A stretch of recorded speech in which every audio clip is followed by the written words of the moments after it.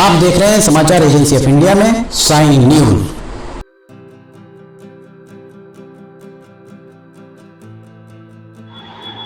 नमस्कार दोस्तों, समाचार एजेंसी ऑफ इंडिया की साइन न्यूज में लिमटी की लालटेन के 313वें एपिसोड में एक बार फिर आपका स्वागत है।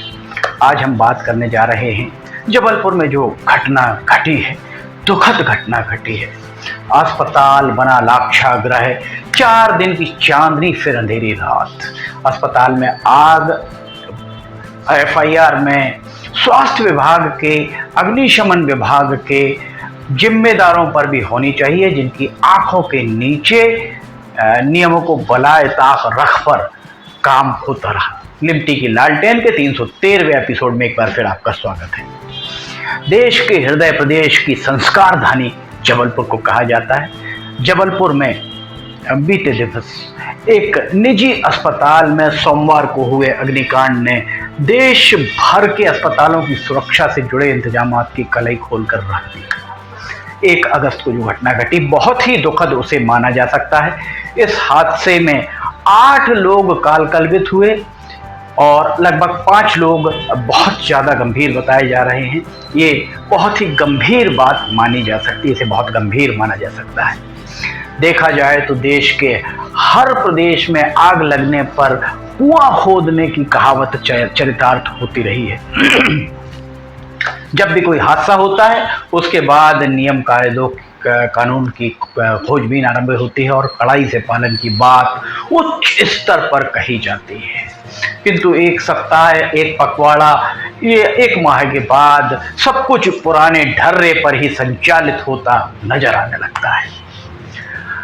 अस्पतालों में सुरक्षा मानकों का पालन अगर सुनिश्चित किया जाता तो निश्चित तौर पर इस तरह के बड़े हादसे को रोका जा सकता था। सरकार के द्वारा जांच की बात कहते हुए मृतकों के परिजनों को मुआवजा देने की घोषणा भी की है। इस हादसे की जांच होगी, उसके बाद सब कुछ सामान्य ही नजर आने लगेगा, लोग इसे भूल जाएंगे।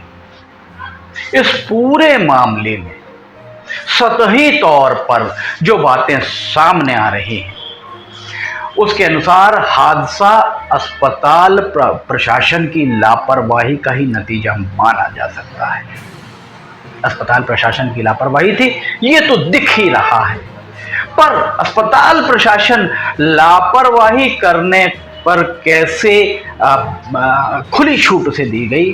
अस्पताल संचालन की अनुमति देकर समय समय पर उसका निरीक्षण करने वाले अधिकारियों पर अब तक कोई कार्रवाई नहीं होना, इससे ज्यादा आश्चर्य का विषय माना जा सकता है। जिन अधिकारियों को हम आप जो कर देते हैं, टैक्स देते हैं, उस टैक्स से संचित राजस्व से जिन्हें वेतन मिलता है, वे क्या कर रहे हैं, उनका जवाबदेही क्या है, इस पर चर्चा होनी चाहिए, इस पर कार्रवाई होनी चाहिए। मध्य प्रदेश की अगर आप बात करें तो मध्य प्रदेश में स्वास्थ्य सेवाएं पूरी तरह पटरी पर से उतरती नजर आती हैं।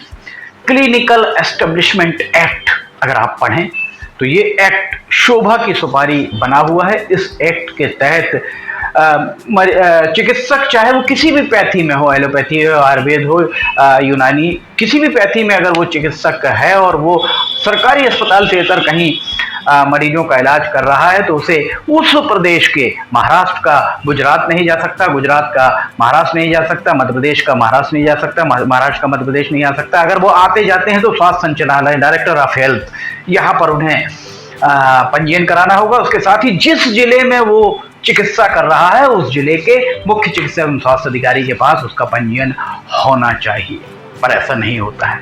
देखा जाए तो इस तरह के चिकित्सकों की मौज इसलिए है, वे मौज इसलिए कर रहे हैं कि स्वास्थ्य प्रशासन के लिए वे दुधारू गाय बने हुए हैं।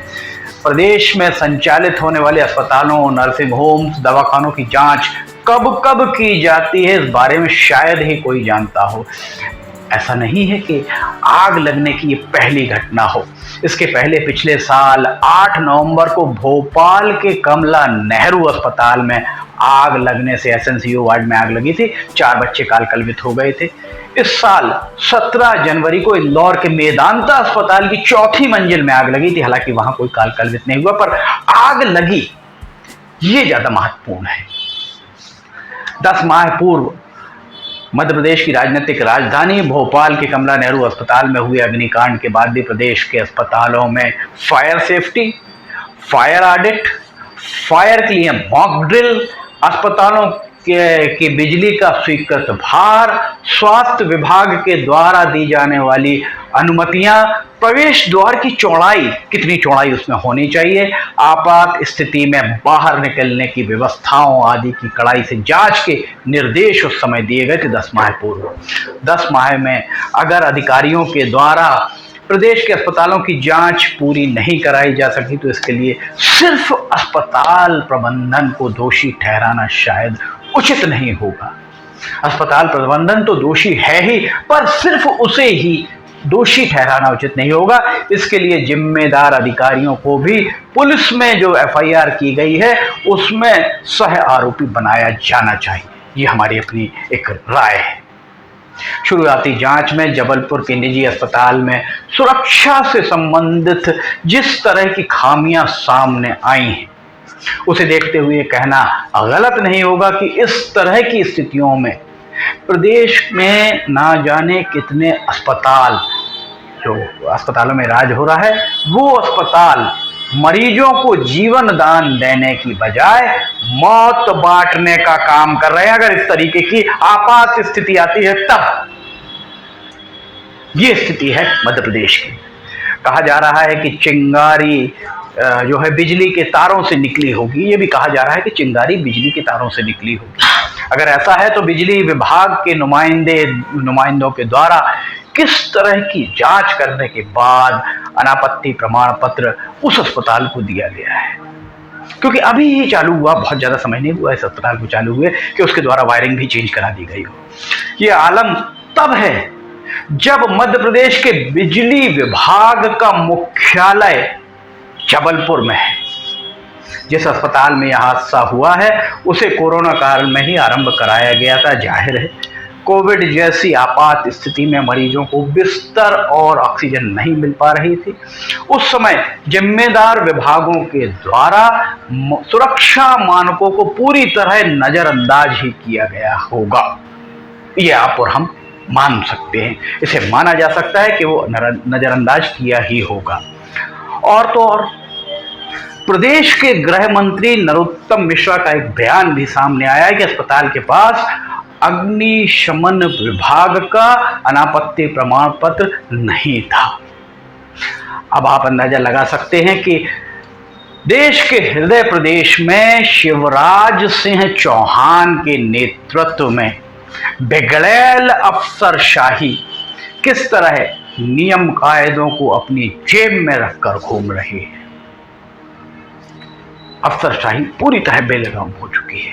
आपको बता दें कि जब भी कोई अस्पताल या भवन इस तरह के प्रयोजन के लिए इस्तेमाल किया जाता तो उसके निर्माण के उपरांत अग्निशमन विभाग के द्वारा बाकायदा जांच की जाकर, स्पॉट वेरिफिकेशन किया जाकर अनापत्ति प्रमाण पत्र जारी किया जाता है। मुख्यमंत्री शिवराज सिंह चौहान पिछले कुछ सालों के में प्रदेश में अस्पतालों में आग लगने की घटनाओं के जांच प्रतिवेदन को अगर बारीकी से पढ़ लें, अपने गुप्तचर सूत्रों से जानकारी अगर वे ले लें तो उन्हें पता चल जाएगा कि हर कदम पर लापरवाही की गई है। जबलपुर में इस 3 मंजिला अस्पताल को आरंभ कराने के पहले संबंधित विभागों के जिम्मेदार अफसरान ने ये देखने की जहमत भी नहीं उठाई कि आपात स्थिति में मरीजों को बाहर निकालने की क्या व्यवस्था है।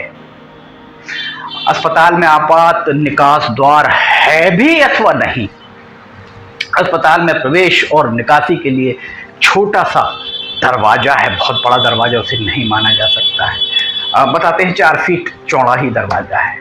अस्पतालों के लिए इमारतों को बनाए जाने के इस संदर्भ में मानक निर्धारित हैं। इस अस्पताल में ऐसा कुछ भी नहीं था। दरअसल प्रदेश में अफसरशाही पूरी तरह बेलगाम है। आलम यह है कि आप नियम कायदों का पालन कर रहे हैं अथवा नहीं, इस बात से ज्यादा ये बात मायने रखती है कि आपने निर्धारित चढ़ोतरी चढ़ाई है अथवा नहीं। माफ कीजिएगा।